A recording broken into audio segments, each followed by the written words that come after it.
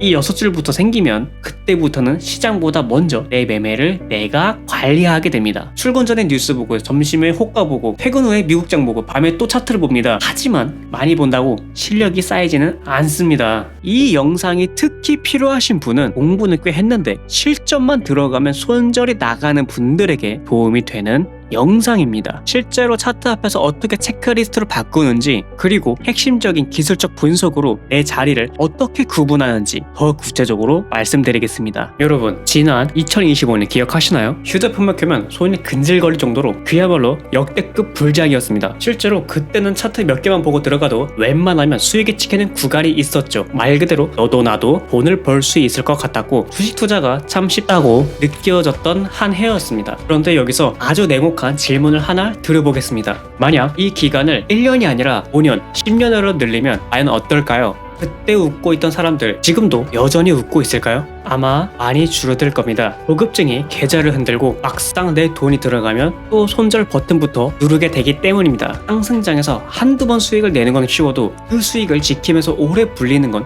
전혀 다른 문제이기 때문입니다. 하지만 이 전쟁터 같은 시장에서 오래 살아남아 자산을 불리는 진짜 고수들은 분명 존재합니다. 저는 몇 년이 지나도 안 깨지는 사람이 진짜 고수라고 봅니다. 놀랍게도 이 생존자들을 보면 그들이 절대 안 깨는 공통된 6가지 투자 원칙이 있었습니다. 이건 단순히 종목 하나 잘 찍는 법도 아니고 남의 조언 몇 개 참고하면 해결되는 문제도 아닙니다. 한국 주식, 미국 주식, 심지어 코인까지 보급증, 손절, 기준 없는 진입을 끊고 내 자산을 지키고 불리기 위해 꼭 필요한 절대 투자 원칙 6가지를 말씀드리겠습니다. 바로 시작하겠습니다. 상위 2% 투자자들이 절대 안 깨는 첫 번째 투자 원칙은 수익률보다 손익비를 먼저 보는 겁니다. 쉽게 말해 틀렸을 때 얼마를 잃고 맞았을 때 얼마를 남는지를 먼저 보는 겁니다. 많은 분들이 여기서 첫 단추부터 잘못 끼웁니다. 돈 버는 사람은 더 잘 맞히는 사람이라고 생각합니다. 그런데 오래 남는 사람은 맞히는 횟수보다 틀렸을 때 얼마나 작게 잃는지를 먼저 봅니다. 이 기준이 잡혀야 그 다음 5가지도 의미가 생깁니다. 시장은 시험이 아닙니다. 많이 맞힌 사람이 이기는 곳이 아닙니다. 작게 잃고 크게 남기는 사람이 이기는 곳입니다. 그래서 오래 남는 사람은 틀리면 10만원 잃고 맞으면 30만원 버는 자리를 먼저 봅니다. 이 계산이 안 서면 안 들어갑니다. 많은 분이 여기서 결과만 기억합니다. 안 썼더니 올랐다. 조금 넣었더니 올랐다. 분석하고 크게 들어갔더니 망했다. 그런데 여기서 봐야 할 건 종목이 아닙니다. 운영입니다. 분석 후에 베팅하는 올인은 냉철함이 아닙니다. 리스크 관리가 무너진 상태이죠. 두 번째 원칙은 안 할 매매를 먼저 정하는 겁니다. 잘하는 사람은 모든 상승을 다 먹으려고 하지 않습니다. 자기 자리가 아니면 보내줍니다. 현금으로 쉬는 것도 하나의 선택이라고 보기 때문입니다. 기다림은 게으름이 아닙니다. 준비입니다. 저도 예전에는 안 산 종목이 오르면 내가 틀린 줄 알았습니다. 근데 지금은 다르게 봅니다. 내 기준이 아니면 그건 놓친 기회가 아니라 걸러낸 유혹입니다.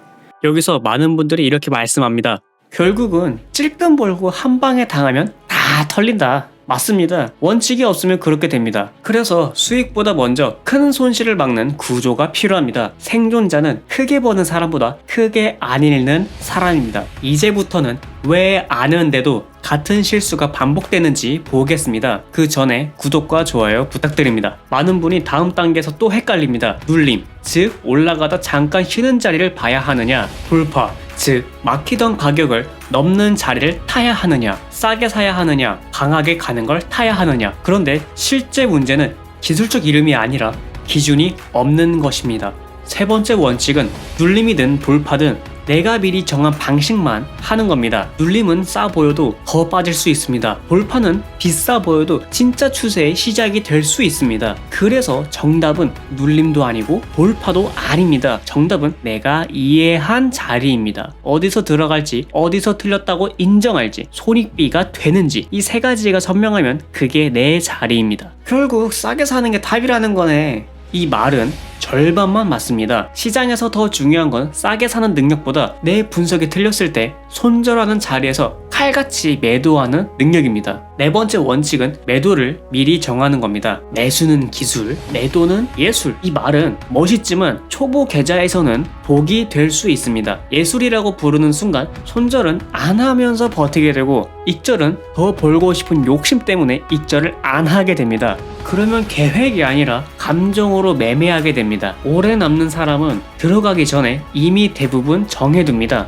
손절 기준, 익절 기준, 비중, 흔들릴 때의 대응, 이걸 먼저 정하고 들어갑니다. 매수 버튼보다 먼저 기준을 정하는 겁니다. 그래서 시장이 흔들려도 기준이 있다 보니 내가 덜 흔들립니다. 그런데 기준을 알아도 장만 열리면 또 무너지는 분들이 있습니다. 마지막은 방법의 문제가 아니라 루틴의 문제입니다. 많이 아는데도 실전에 흔들리는 이유가 있습니다. 차트를 적게 봐서가 아닙니다. 오히려 많이 보고 너무 많이 손을 대기 때문입니다. 여기서 마지막 두 원칙이 갈립니다. 다섯 번째 원칙은 많이 보지 말고 깊게 보는 겁니다. 특히 일하면서 시장을 보는 직장인 투자자분들은 더욱 그렇습니다. 출근 전에 뉴스 보고, 점심에 호가 보고, 퇴근 후에 미국장 보고, 밤에 또 차트를 봅니다. 그러면 열심히 하는 것처럼 느껴집니다. 하지만 많이 본다고 실력이 쌓이지는 않습니다. 오히려 기준 없이 많이 보면 애매한 자리에도 손이 나갑니다. 그러면 정말 내가 사면 떨어지는 것처럼 느껴집니다. 그래서 오래 남는 사람은 한 번에 하나를 깊게 봅니다. 한 방식, 한 시장, 한 기준, 이렇게 좁혀야 내 실수가 보입니다. 여섯 번째 원칙은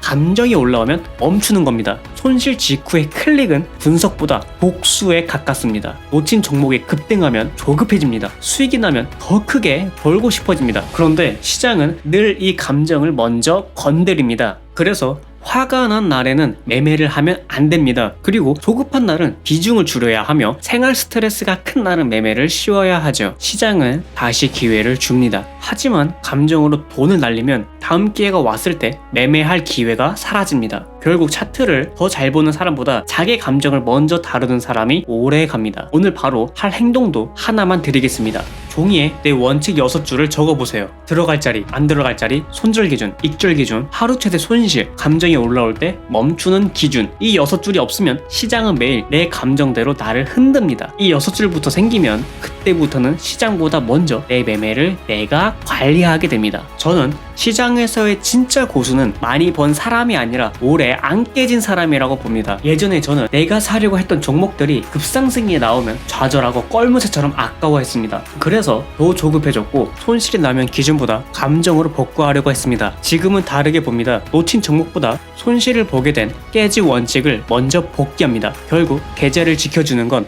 한 번의 큰 수익이 아니라 반복해서 안 깨지는 운영이기 때문입니다. 정리하겠습니다. 주식으로 오래 남는 사람은 더 잘 맞히는 사람이 아닙니다. 덜 흔들리는 사람입니다. 승률보다 손익배를 먼저 보고 안 할 매매를 먼저 정하고 눌림이든 돌파든 내 방식만 기다리고 매도도 미리 정하고 많이 보지 않고 깊게 보고 감정이 올라오면 멈추는 사람입니다.